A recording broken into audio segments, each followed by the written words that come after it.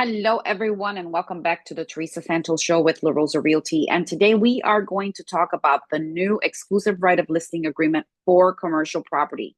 There has been some changes made, so you guys need to be aware of all the new changes. So I downloaded the one that has in red, as you will notice, the changes that were made or added. Okay.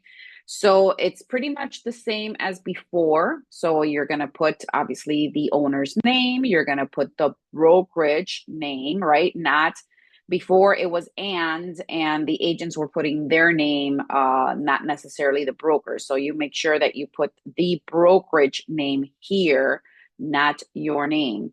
Owner hereby gives the broker for a period of time. So it's basically the same thing. You're going to put the start date and the termination date. That all stays the same. Description of the property, obviously you're going to put the street address, the legal description, and any property that is included, including machinery, inventory, supplies, equipment, anything that's included in the sale of this commercial property. As you will see also here, just to kind of be clear, this is for sale.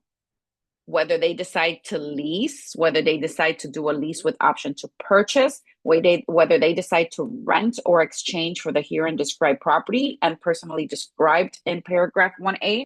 So basically this covers you for anything they decide to do. Let's say, for instance, they decide to list it and they can't get somebody to pay it, and now all of a sudden they want to change it to a lease with option to purchase, or they want to just change it to a lease. Basically, this agreement covers pretty much everything, okay? Again, you're going to put here mortgage information. If there's an existing mortgage, the balance, the payoff per month, all the information that it's asking you to put in here. Again, if it's including any type of furniture, fixtures, equipment that are attached in the inventory, just make sure that you read this very carefully and click on what applies. Here is another change. They put here and broker. It was and broker and associate or / associate. Now they put authorized associate. So again, remember that La Rosa Realty for right now is signing all.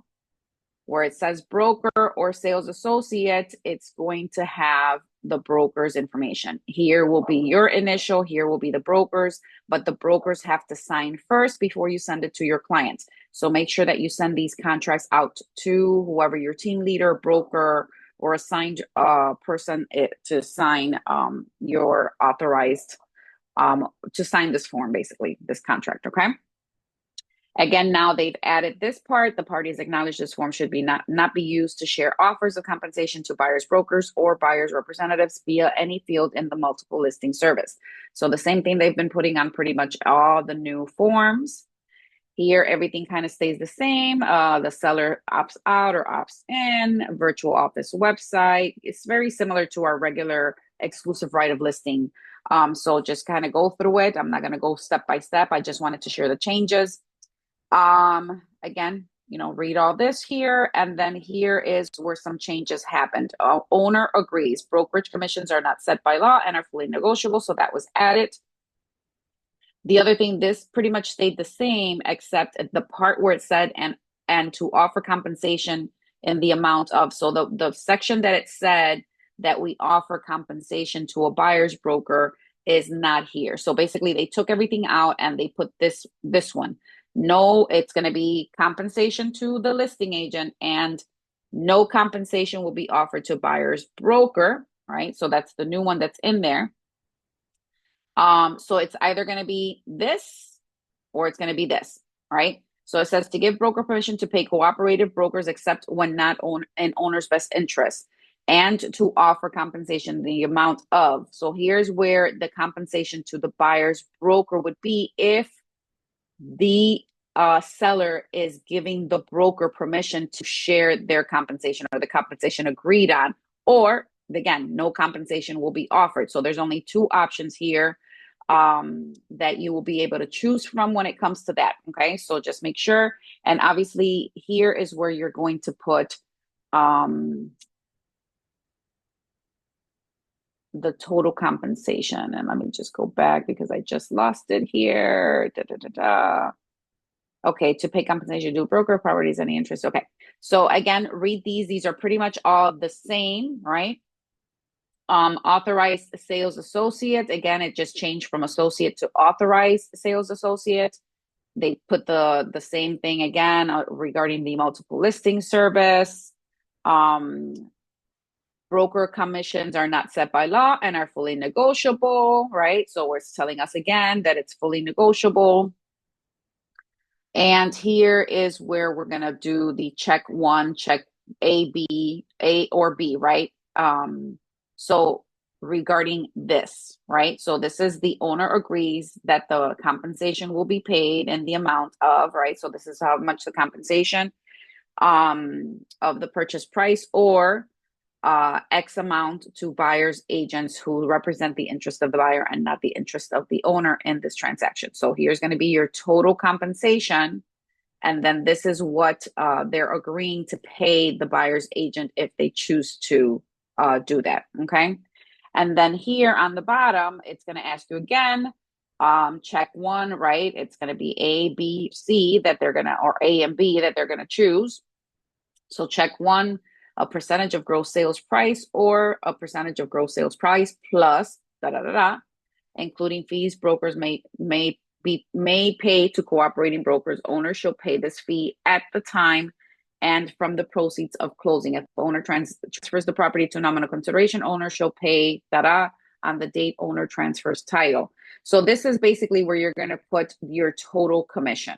Okay, it's a little backwards. It's a little different than our exclusive right of listing, which tells you how much you're going to get paid, right? The total that you're going to get paid. And then it shares with you how much you're going to pay the buyer's broker.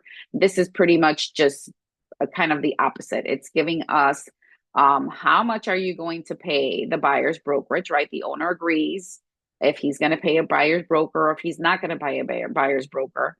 And here is where you're going to put how much you're going to be charging for the sale of the property. Okay. All right. So what else has changed? Again, authorized sales associate, the same verbiage there. Everything else stays the same. Again, it's now saying broker or authorized. Instead of listing associate, it's going to say authorized associate or broker, right? So now it's going to be broker or authorized associate, where before it was authorized associate. Okay, so that's changed, and so we have to make sure that again, the broker signs, not you, not as the agent. The broker signing for now until they give us the authorization to be able to sign on the broker's behalf. Okay. Again, broker authorized sales associate. So that verbiage changed. Again, they added the same verbiage that they're putting on all the contracts, and they added this part right here. So Florida Realtors makes no representation as to the legal validity or adequacy of any provision of this form and any specific transaction. This standardized form should not be used in complex transactions or with extensive writers or additions. This form is available for use by the entire real estate industry and is not intended to identify the user as realtor. Realtor is a registered collective membership mark, which may be used only be real estate licensees who are members of the National Association of Realtors and who subscribe to its code of ethics. The copyright laws of the United States forbid the unauthorized reproduction of this form by any means, including facsimile or computerized forms. Okay. And then again, same thing. They changed that verbiage. So that is it, guys. Just remember those changes. They have made some changes to that. Make sure you read the contract in full, learn it, understand it. If you are doing commercial properties, this is for commercial only. If you're listing a commercial property only, and remember that you have to be commercially signed in with La Rosa in order to do commercial. So you have to go through a process in order for you to do commercial.